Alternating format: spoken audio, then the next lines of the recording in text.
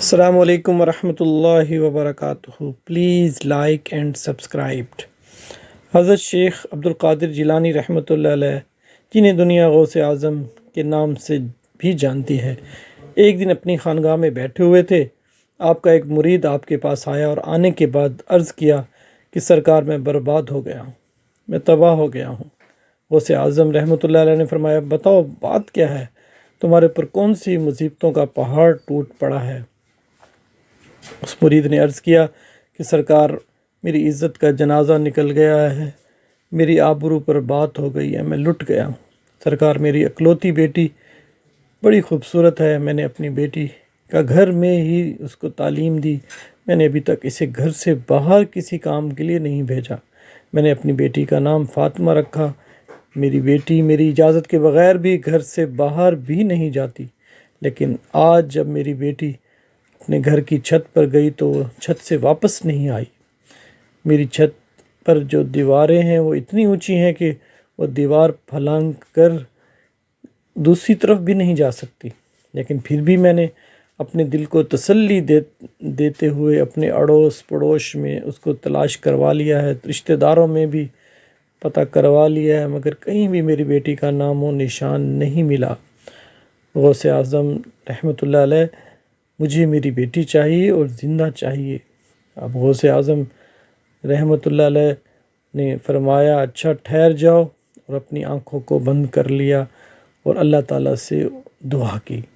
چند لمحوں کے بعد آنکھیں کھولیں اور اپنے اس مریض سے فرماتے ہیں، اپنے دل کی بےتابی کو دور کر دو، تمہاری بیٹی آج ہی ملے گی اور تمہیں زندہ ملے گی، پوری عزت کے ساتھ ملے گی. غوث اعظم رحمۃ اللہ علیہ نے فرمایا، اے میرے مرید، کیا تم جانتے ہو کرب کا جو علاقہ ہے اس کے ویرانے کو؟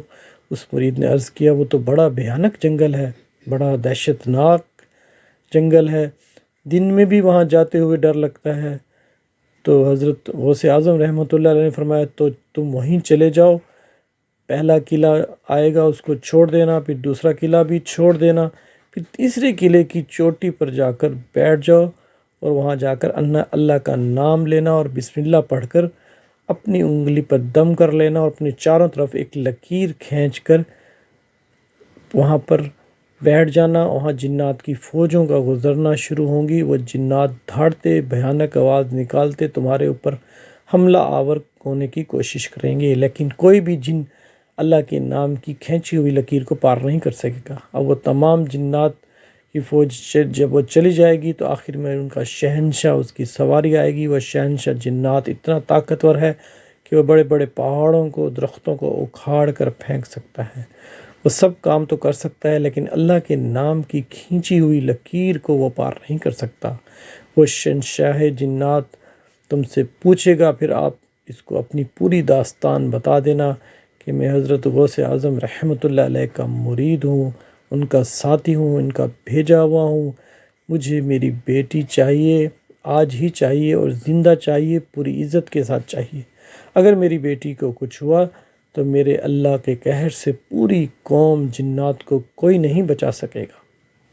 حضرت غوث اعظم رحمۃ اللہ علیہ نے مرید کو کرب کے ویرانے کی طرف روانہ کیا، چلتا کر دیا. 2 قلعے چھوڑنے کے بعد تیسرے قلعے پر وہ جا کر بیٹھ جاتا ہے. کرب کے ویرانے پر جا کر اللہ کا نام لے کر اپنی انگلی پر دم کرتا ہے اور اپنی طرف چاروں طرف لکیر گول کھینچ کر بیٹھ جاتا ہے. جنات کی فوج گزرنا شروع ہو جاتی ہے. بڑے بڑے خطرناک جن گزرتے ہیں، اس پر ہر طرف سے حملہ کرتے ہیں، لیکن اللہ کے نام پر کھینچی ہوئی لکیر کو جب وہ چھوتے ہیں تو اس سے ٹکرا کر گر جاتے ہیں.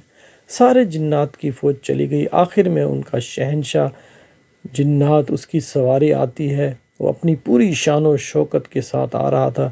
جب اس نے اپنے راستے میں ایک انسان کو دیکھا تو شیر کی طرح دھاڑتا ہوا اور ہاتھی کی طرح چنگھاڑتا ہوا اپنی پوری قوت کے ساتھ اس مرید پر حملہ کرنے کے لیے لپکا. لیکن جیسے ہی اللہ کے نام پر کھینچی ہوئی لکیر سے ٹکرایا، وہیں گھٹنے ٹیک کر بیٹھ گیا. اس سے پوچھتا ہے کہ تم کون ہو اور کہاں سے آئے ہو، بات کیا ہے؟ حضرت غوث اعظم رحمۃ اللہ علیہ کا جو مرید تھا اس نے اپنا پورا مقدمہ پیش کیا کہ اے جنات کے بادشاہ، میں حضرت غوث اعظم کا مرید ہوں. میری لڑکی آج چھت پر گئی اور وہاں سے میری بیٹی غائب ہو گئی. کوئی جن اس کو اٹھا کر لے گیا ہے۔ مجھے میری بیٹی آج ہی چاہیے اور زندہ چاہیے اور صحیح سلامت عزت کے ساتھ چاہیے۔ جب شہنشاہ جنات نے حضرت غوث اعظم کا نام سنا تو اپنی فوج کو واپس بلایا۔ جنات کی فوج واپس بلانے کے لیے جب وہ واپس آئی تو حضرت غوث اعظم رحمۃ اللہ علیہ ان کو فرمائی کہ ان کا مرید ہے، اس کی بیٹی غائب ہو گئی ہے، کوئی جن اسے اٹھا کر لے گیا ہے۔ تم پوری دنیا کے کونے کونے میں پھیل جاؤ، سمندروں کی گہرائیوں میں اتر جاؤ، کنوؤں کی گہرائیوں میں اتر جاؤ، پہاڑوں میں، ویرانوں میں، جنگلوں میں تلاش کرو، جنگلوں میں، آبادیوں میں اس کو تلاش کرو، جیسے بھی ہو اس لڑکی کو لے کر آنا، اور جو جن اس لڑکی کو لے کر گیا ہے اس کو بھی لے کر آنا۔ پوری جنات کی فوج اس لڑکی کی تلاش میں چل دیتی ہے، مگر شہنشاہ جنات پھر ان لوگوں کو واپس بلاتا ہے، اور بلانے کے بعد ان کو کہا کہ اگر آ کر یہ مت کہہ دینا کہ لڑکی ہمیں نہیں ملی، اس لیے اگر لڑکی جنات کے پاس نہ ہوتی تو حضرت غوث اعظم رحمۃ اللہ علیہ اپنے مرید کو میرے پاس کبھی نہیں بھیجتے۔ ساری کی ساری جنات کی فوج سمندر کی تہہ میں، کھنڈروں میں، آبادیوں میں، ویرانوں میں، جنگلوں میں، پہاڑوں میں لڑکی کو تلاش کرنا شروع کر دیتے ہیں۔ بہت ہی مشکل کے بعد جو جن اس لڑکی کو اٹھا کر لے گیا تھا اس کو، اور اس لڑکی کو شہنشاہ کے جنات کے پاس لے کر آتے ہیں۔ ان جنات نے کہا کہ اے شہنشاہ، ہم نے اسے بڑی مشکل سے تلاش کیا۔ شہنشاہ جنات نے جن سے کہا کہ تیری ہمت کیسے ہوئی؟ کیا تجھے پتہ نہیں کہ حضرت غوث اعظم رحمۃ اللہ علیہ کون ہے؟